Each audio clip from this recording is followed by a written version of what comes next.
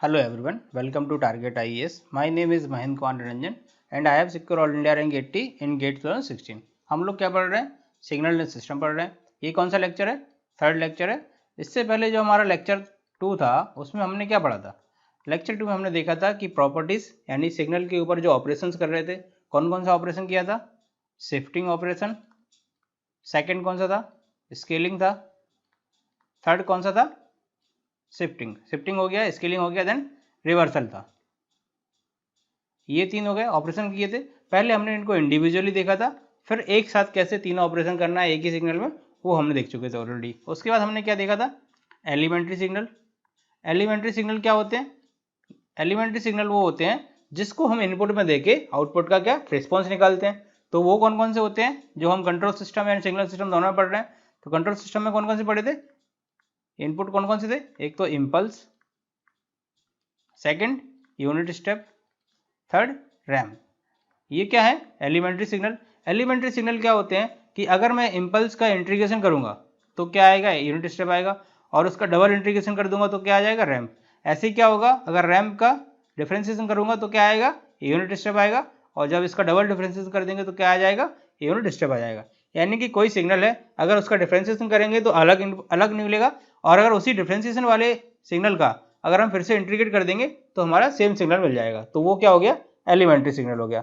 उसके बाद हमने क्या देख लिया था एलिमेंट्री सिग्नल में? Unit step signal. Unit step के बाद हमने क्या देखा था कि कॉजल सिग्नल क्या होता है, नॉन कॉजल सिग्नल क्या होता है, एंड एंटी कॉजल क्या होता है. तो कॉजल क्या होता है? अगर कोई सिग्नल कॉजल है तो वो क्या होगा? एक्स ऑफ टी की वैल्यू जीरो होगी for t less than zero के लिए. यानी कि वो वाला सिग्नल केवल पॉजिटिव टी के लिए वैलिड रहेगा और नेगेटिव टी के लिए उसकी वैल्यू क्या रहेगी? जीरो. अब क्या आता है? Anti causal. Anti causal means इसका जस्ट अपोजिट, यानी कि एक्स ऑफ टी की वैल्यू जीरो रहेगी for T greater than zero. ये कौन सा हो गया? कॉजल. ये कौन सा हो गया? Anti causal. अब नॉन कॉजल क्या होता है? नॉन कॉजल सिग्नल वो होता है जो पॉजिटिव और नेगेटिव दोनों के लिए वैलिड होता है. यानी कि नेगेटिव में भी कुछ इसका वो रहेगा, सिग्नल रहेगा, एंड पॉजिटिव में भी कुछ सिग्नल रहेगा कि उसका जो सिग्नल है वो कहाँ पॉजिटिव और नेगेटिव दोनों में वैलिड है. तो वो क्या है? नॉन कॉजल सिग्नल हो गया. तो हमारा कौन सा हो गया? हमने कॉजल पढ़ लिया, एंटी कॉजल पढ़ लिया, एंड नॉन कॉजल पढ़ लिया. उसके बाद हमने क्या देखा था कि कोई एक सिग्नल है एक्स ऑफ टी समथिंग, उसको यूनिट स्टेप के फॉर्म में कैसे लिखना है और यूनिट स्टेप से कोई भी फंक्शन कैसे बनाना है, वो दोनों हम देख लिए थे. आज हम वो क्या पढ़ेंगे? रैम्प सिग्नल पढ़ेंगे. और रैम्प सिग्नल से कोई भी सिग्नल कैसे बनाना है और कोई एक सिग्नल दिया है उसको रैम्प और यूनिट स्टेप के फॉर्म में कैसे लिखना है वो हम आज देख लेते हैं. उसके बाद हम क्या करेंगे? आगे हमारा कंटिन्यू करेंगे क्लासिफिकेशन ऑफ सिग्नल. तो सबसे पहले क्या देख लेते हैं? Ramp signal. अब क्या देख रहे हैं हम? Unit ramp signal. तो यूनिट रैम्प सिग्नल को कैसे रिप्रेजेंट करते हैं? ये आर ऑफ टी से डिनोट करते हैं. तो r of T equal to क्या होता है? T for T greater than zero, greater than और इक्वल टू जीरो के लिए, एंड क्या होगा? Zero for t less than zero के लिए. ये हम ऑलरेडी देख चुके हैं कि कैसे इसको रिप्रेजेंट करते हैं, कैसे लिखते हैं. ये आ गया. अब इसमें इसकी स्लोप क्या होगी? इसमें क्या है? वन होगी. क्यों होगी वन? क्योंकि इधर क्या है? यूनिट स्टेप है, यानी कि वन हो गया तो वन स्लोप होगी, एंड क्या हो रहा है? One into T. अगर ये यूनिट नहीं होता, जो भी इसके आगे अगर समथिंग ए लिखा है तो ए क्या हो जाती है? इसकी स्लोप हो जाती. क्यों हो जाती स्लोप? क्योंकि अगर y इक्वल टू क्या होता है? एम एक्स, तो इसमें x क्या हो गया? x इक्वल टू टी हो गया, y इक्वल टू क्या हो गया? आर टी हो गया. तो m क्या बचा? m means slope. तो अगर इसकी जगह ऐसा लिख दें r of t equal to a into t, तो क्या हो जाएगा? ये क्या हो जाएगी? इसकी स्लोप हो जाएगी. अब इसको क्या करते हैं? ड्रॉ करते हैं. कैसे ड्रॉ करेंगे? आर ऑफ टी को किसके रिस्पेक्ट में? टी के रिस्पेक्ट में कैसे ड्रॉ करना है? अभी क्या है हमारा? यूनिट रैम्प है. यूनिट रैम्प है दैट मीन्स कि ये क्या है? R of T equal to t for T greater than equal to zero and other than क्या है? जीरो. अदरवाइज क्या है? जीरो. अब टी की किसके लिए? पॉजिटिव वैल्यू के लिए.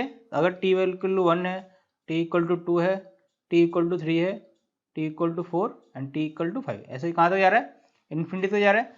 जब टी की वैल्यू वन है तो आर टी की वैल्यू क्या है? जब r of T equal to क्या है? टी.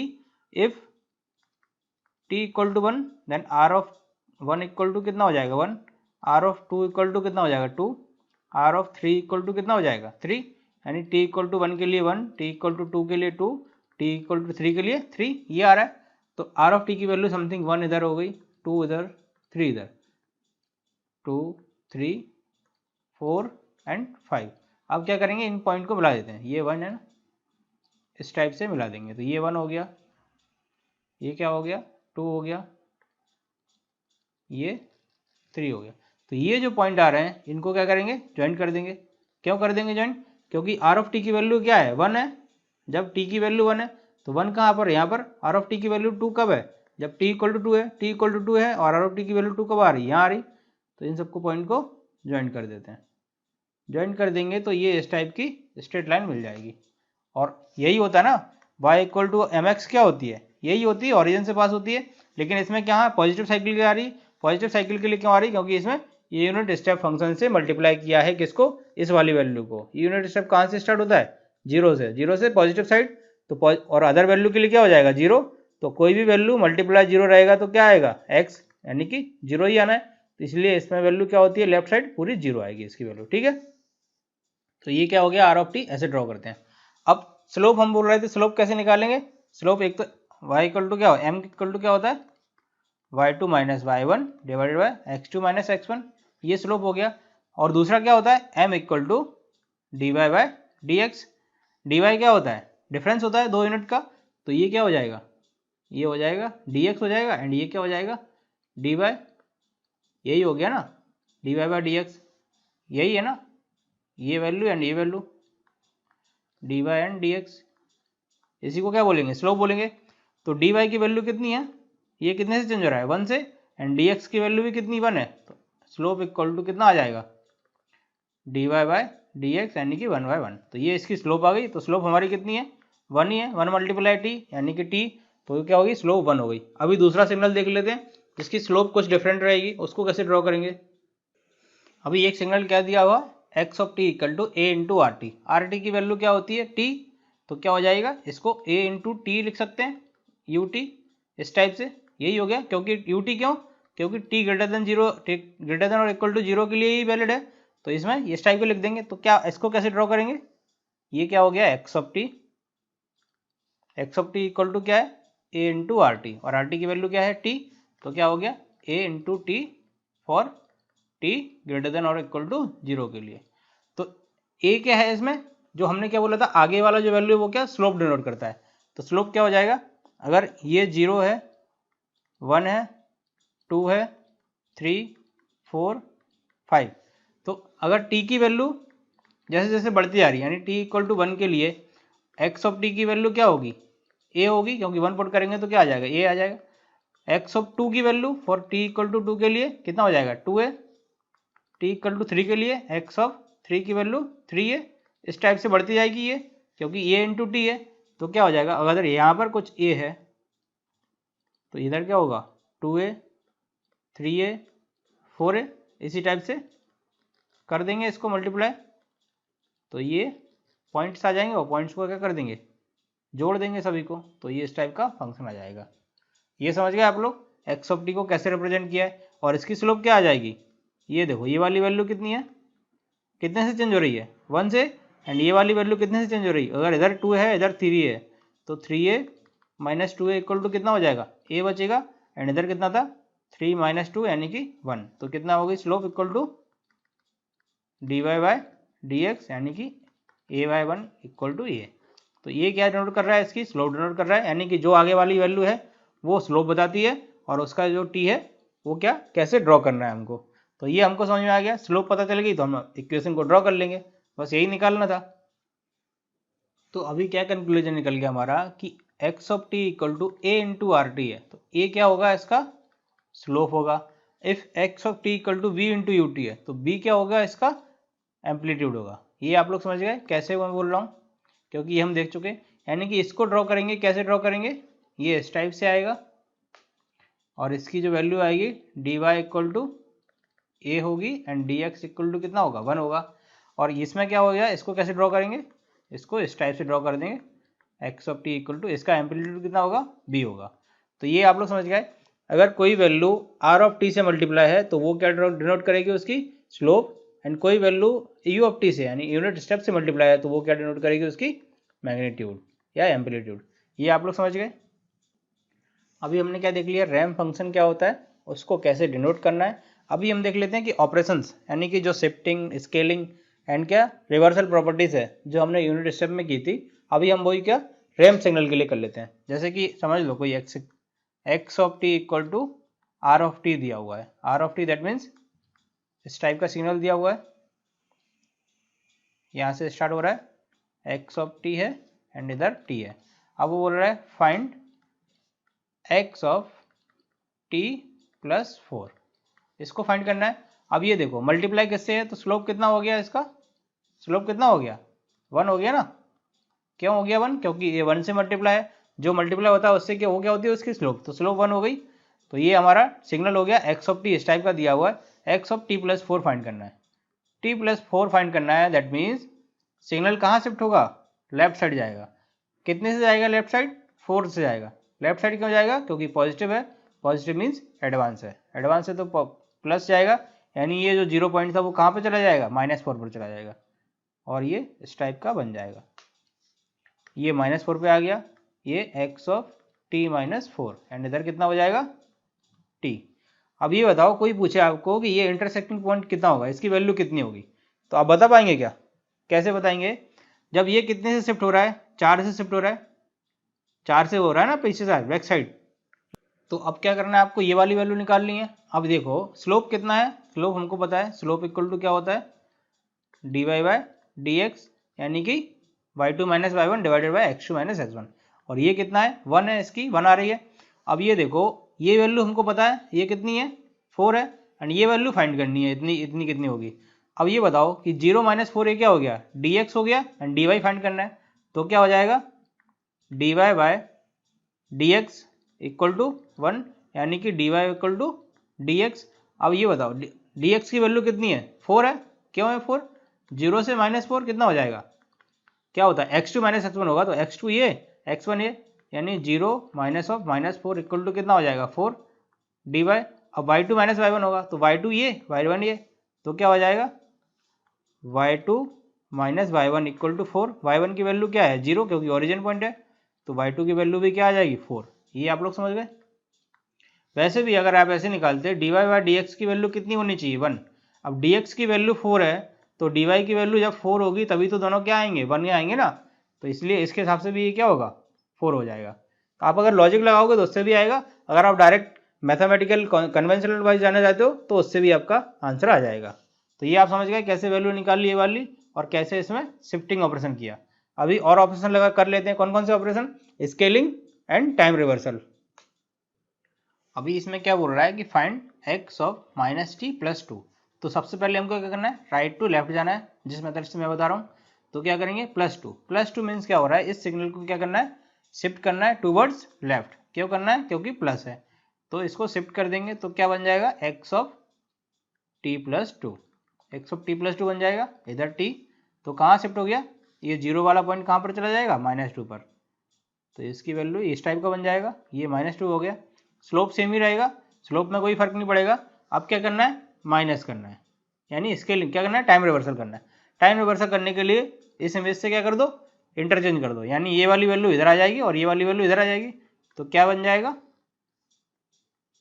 इस टाइप का सिग्नल बन जाएगा।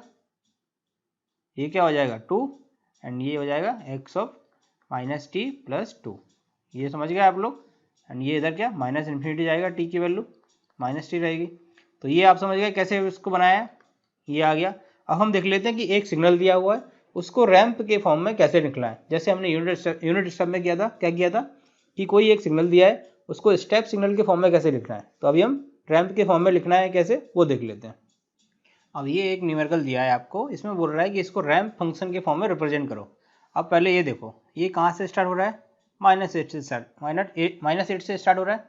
अब ये कहाँ जा रहा है इन्फिनिटी तक जाना चाहिए, रैंप तो हमारा क्या होता है इन्फिनिटी तक जाता है, लेकिन ये क्या हो रहा है यहाँ पर स्टॉप हो रहा है, यहाँ पर स्टॉप हो रहा है। दैट मीन्स कि यहाँ पर एक और कुछ आ रहा होगा फंक्शन जो उससे क्या करेगा माइनस करेगा उसको और उसको स्टेप करेगा। तो अगर यहाँ से स्टार्ट हो रहा है तो x of T equal to क्या हो जाएगा, स्लोप कितना आ जाएगा, slope equal to dy by D x.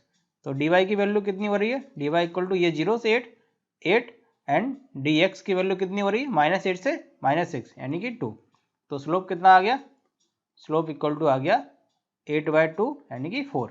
तो क्या आ जाएगा r of T equal to 4, x of T equal to 4 r of कहाँ टी इक्वल टू 8 पर, तो क्या हो जाएगा टी प्लस 8, प्लस क्यों, क्योंकि एडवांस सिग्नल है।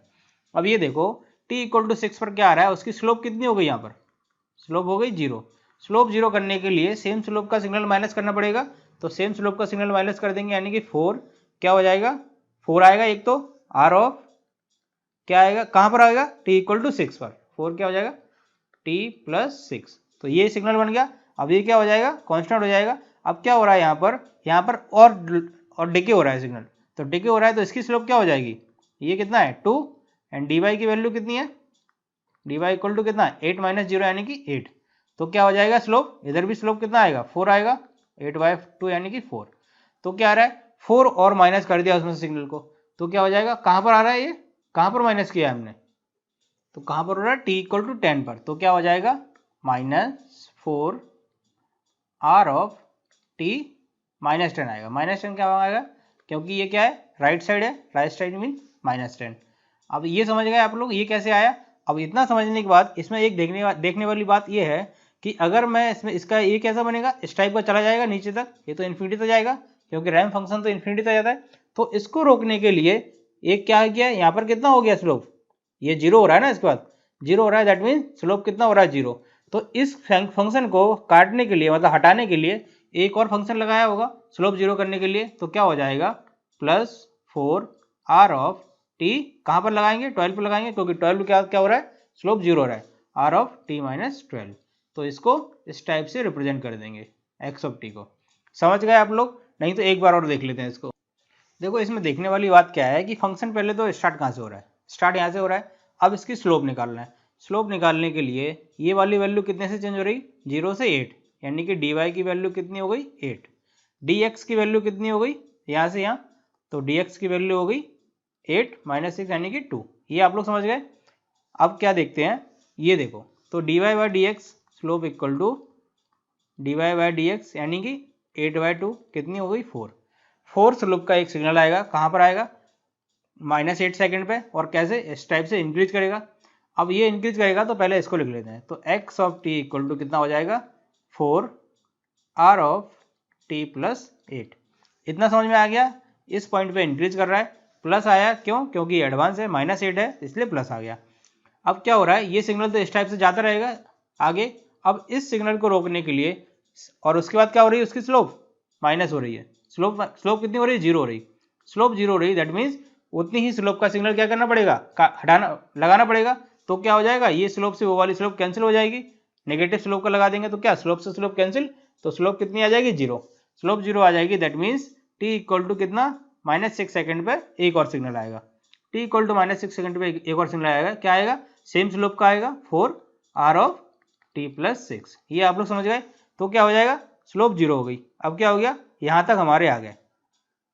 अब यहां पर देखो स्लोप क्या हो रहा है, डिक्रीज कर रहा है, ये तो आपको समझ में आता है ना, इंक्रीज और डिक्रीज में स्लोप डिक्रीज हो रहा है, नेगेटिव स्लोप हो रहा है, नेगेटिव स्लोप का आया, दैट मीन्स क्या हो जाएगा डी वाई की वैल्यू कितनी हो जाएगी, यहाँ पर कितना है 8, यहाँ पर कितना है 0, यानी कि 8y, और डी एक्स की वैल्यू कितनी 2 से चेंज हो रही तो कितना 4, यानी कि 4 स्लोप से क्या होगा एक और सिग्नल आएगा जो कितने पे आएगा t इक्वल टू 10 सेकंड पे आएगा, तो क्या हो जाएगा -4 r ऑफ t -10, इतना समझ में आ गया।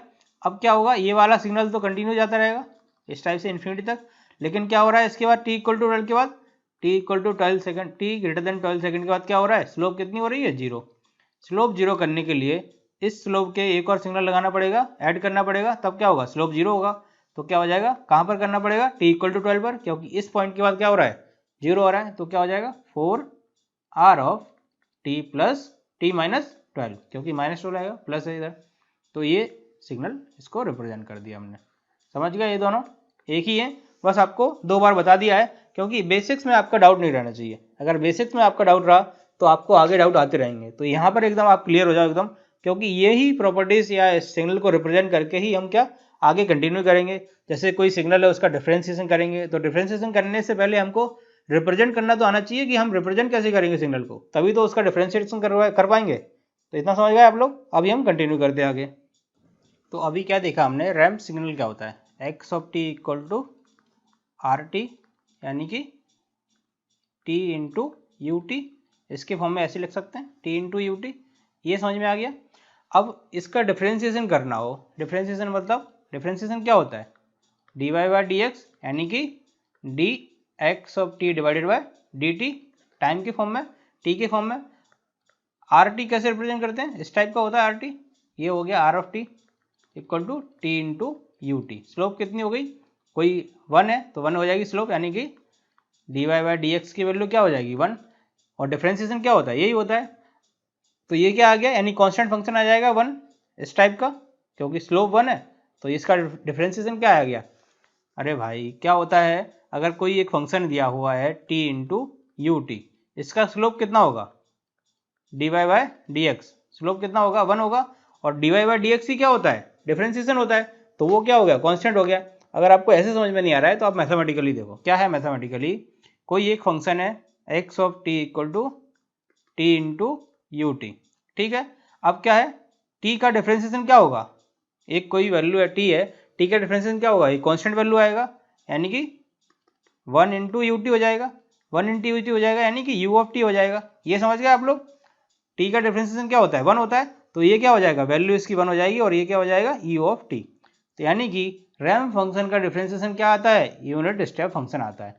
ये आप लोग समझ गए, तो इसको आप एकदम लिख ही लो, समझ गए कैसे, कि d y d t of r of T equal to u of t. बहुत ज़्यादा इंपॉर्टेंट है, बहुत ज़्यादा कॉन्सेप्चुअल है। इसी का ही यूज़ करके हम आगे बहुत सारी जगह यूज़ करेंगे सेम चीज़ को।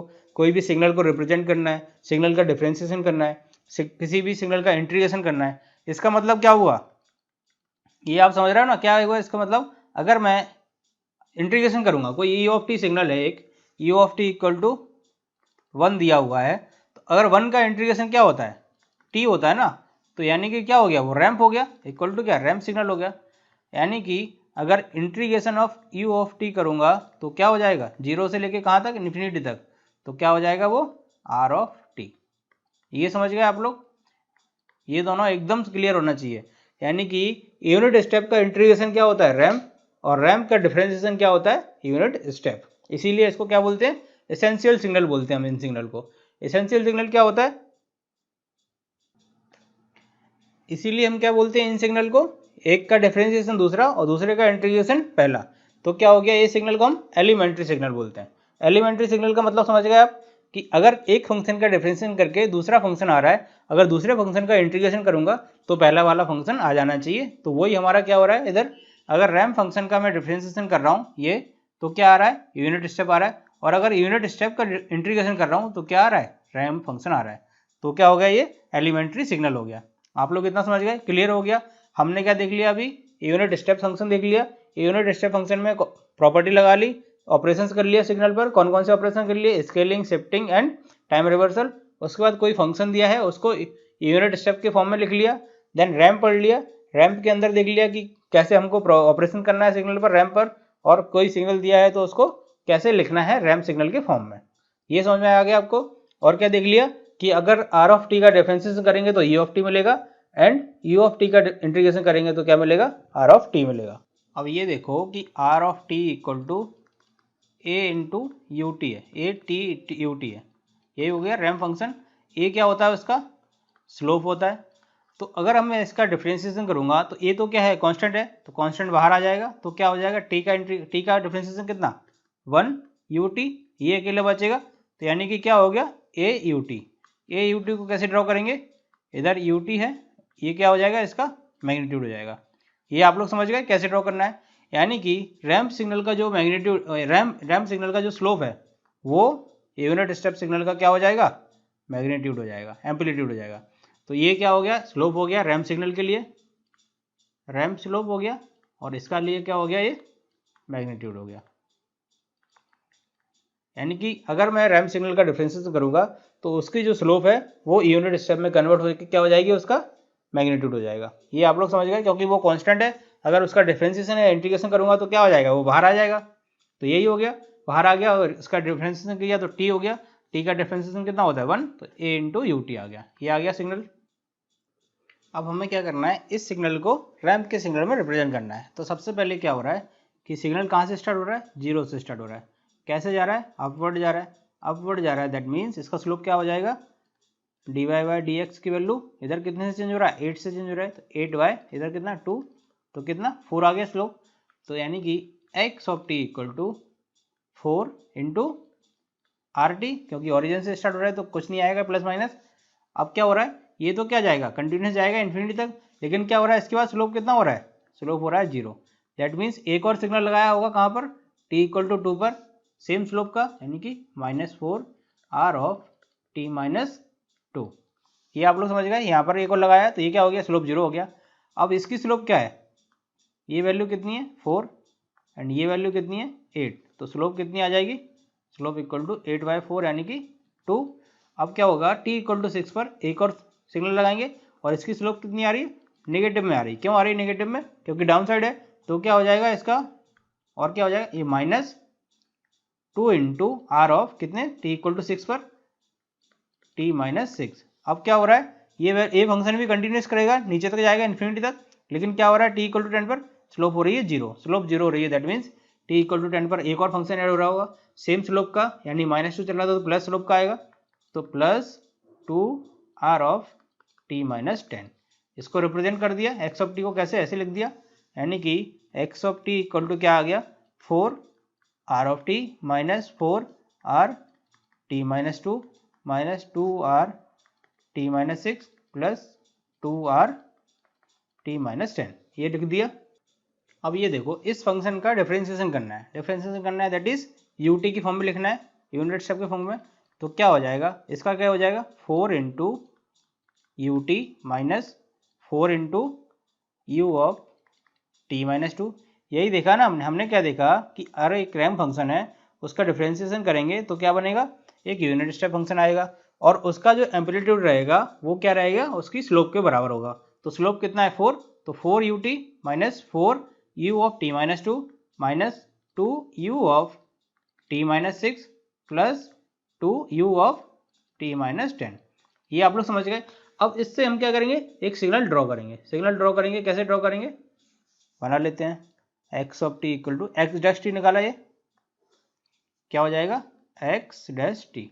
क्या हो रहा है कि x of T equal to कहाँ से स्टार्ट हो रहा है, t इक्वल टू 0 पे स्टार्ट हो रहा है, कहाँ ये u ऑफ टी, तो कितना 4 मैग्नीट्यूड हो रहा है, तो ये 4 हो जाएगा, कहाँ तक जाएगा, t इक्वल टू, क्योंकि 4 ये है एंड 4 ये, तो क्या t इक्वल टू 2 पर कितना हो जाएगा, 0 हो जाएगा, तो t इक्वल टू 2 पर ये कितना हो जाएगा, 0 हो जाएगा।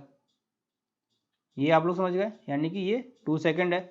अब क्या हो रहा है, कितने पर, t इक्वल टू 6 पर कितना, -2 का एक और एम्पलीट्यूड का सिग्नल आ गया, तो t इक्वल टू 6 समथिंग यहाँ रहेगा 6, तो क्या होगा, माइनस नेगेटिव सिग्नल आएगा, तो ये कितना एम्पलीट्यूड रहेगा, इसका एम्पलीट्यूड रहेगा -2। ये आप लोग समझ गए, ये -2 हो गया। अब क्या हो रहा है, ये कितना इतने पर खत्म हो रहा है, t इक्वल टू 10 पर, और कितना +2 हो रहा है, तो +2 का ऐड करेंगे तो -2 जो चल रहा था वो क्या हो जाएगा, +2 इक्वल टू जाके 0 हो जाएगा इधर, तो ये 0 हो जाएगा 10 पर। तो ये क्या बन जाएगा, x डैश टी को ड्रॉ कर दिया हमने किसके फॉर्म में, t के फॉर्म में, इस टाइप का सिग्नल बन जाएगा। ये आप लोग समझ गए, ये सिग्नल बन गया, यानी स्टार्ट हो रहा है 0 से, इधर 4 रहेगा, देन फिर 0 हो जाएगा, एंड इधर क्या हो जाएगा, ये एक और स्टेप सिग्नल आ गया।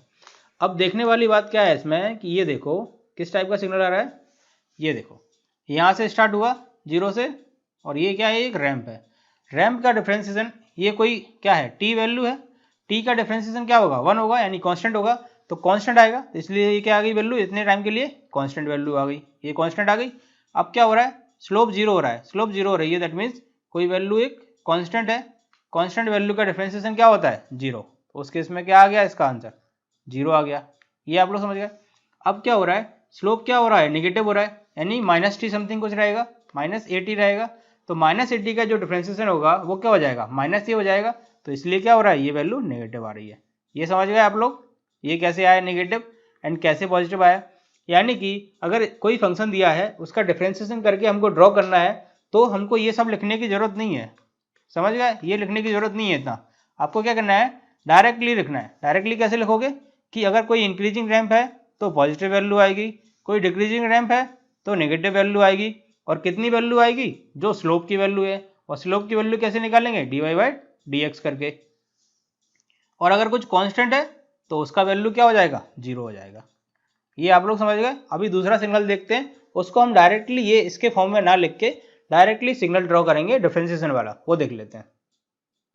अब ये वाला सिग्नल देखो, x of T equal to क्या दिया हुआ है, इस टाइप का सिग्नल दिया हुआ है।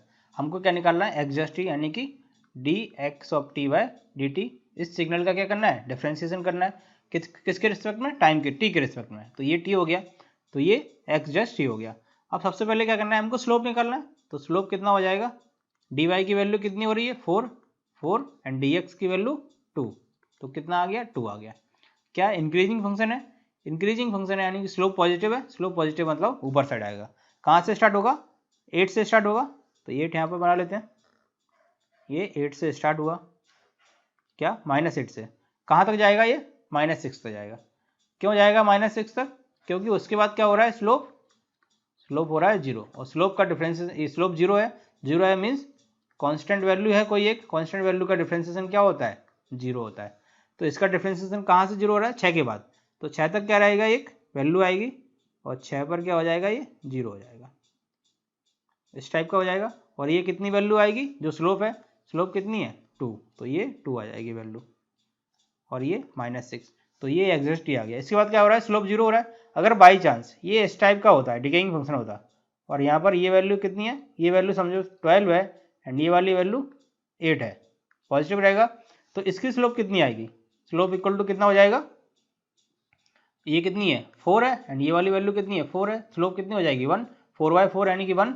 तो इसमें क्या हो जाएगा, 8 से लेकर 12 तक नेगेटिव स्लोप आ गई, नेगेटिव स्लोप यानी कि -1 आ गई। तो क्या हो जाएगा, ये 8 से लेके 12 तक -1 इसकी वैल्यू आ जाएगी, 8, 12 एंड ये -1। तो डायरेक्टली हम कैसे रिप्रेजेंट कर रहे हैं वो समझ गए आप लोग। नेगेटिव स्लोप है, नेगेटिव स्लोप यानी कि नेगेटिव वैल्यू आएगी, पॉजिटिव स्लोप यानी कि पॉजिटिव वैल्यू आएगी। ये आप लोग समझ गए, ये नेगेटिव स्लोप।